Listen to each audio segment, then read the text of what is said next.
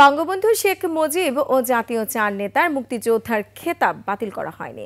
মুজিবনগর সরকারের যারা ছিলেন সবাই মুক্তিযোদ্ধা হিসেবে বিবেচিত হবেন, অধ্যাদেশে তা পরিষ্কার করা আছে বলে জানিয়েছেন মুক্তিযুদ্ধ বিষয়ক উপদেষ্টা ফারুকী আজম। তিনি বলেছেন, ইতিহাস পরিবর্তন করা যায় না। দর্শক, আকবর হোসেন সুমনের রিপোর্টে জানাচ্ছেন আসিফ সুমেদ। জীবন অবাক না করলে কে করবে? 28% মিল্ক ফ্যাটের অবাক করার সাথে ফ্রেশ মিল্ক পাউডার। জীবন অবাক করুক প্রতিদিন।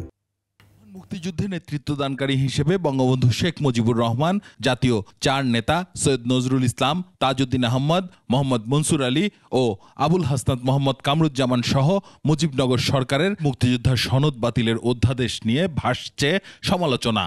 সচিবালয়ে সাংবাদিকদের সঙ্গে বিষয়টির ব্যাখ্যা দিয়ে ভুল তথ্য ছড়ানো হয়েছে বলে জানান মুক্তিযুদ্ধ বিষয়ক উপদেষ্টা।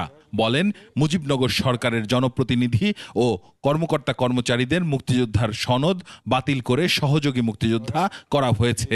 যারা সশস্ত্রভাবে রণাঙ্গনে যুদ্ধ করেছে এবং এই যুদ্ধ যারা পরিচালনা করেছে সেখানে এরা মুক্তিযোদ্ধা। বিদেশে এবং দেশের অভ্যন্তরে যারা সহযোগিতা করেছেন, কাজ করেছেন, যারা সশস্ত্র ছিলেন না কিন্তু কাজে যুক্ত ছিলেন, তারা সহযোগী মুক্তিযোদ্ধা হিসেবে ডেজিগনেট হবেন।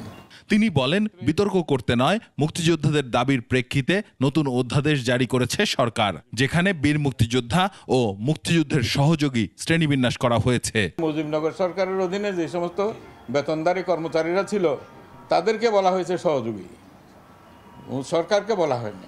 সুবিধাদি রাষ্ট্র কর্তৃক প্রদত্ত ভাতা ইত্যাদি নানান সুবিধার ক্ষেত্রেও কোনো বৈষম্য নাই, সবাই সমান। ভুয়া মুক্তিযোদ্ধাদের বাদ দিয়ে একটি সঠিক তালিকা খুব শীঘ্রই প্রকাশ করা হবে বলে জানান উপদেষ্টা। ঐতিহাসিক সত্য যে এই সরকার পুরো যুদ্ধটা পরিচালনা করেছে, তো এটা কেমন করে ইতিহাস পরিবর্তন করা যায়?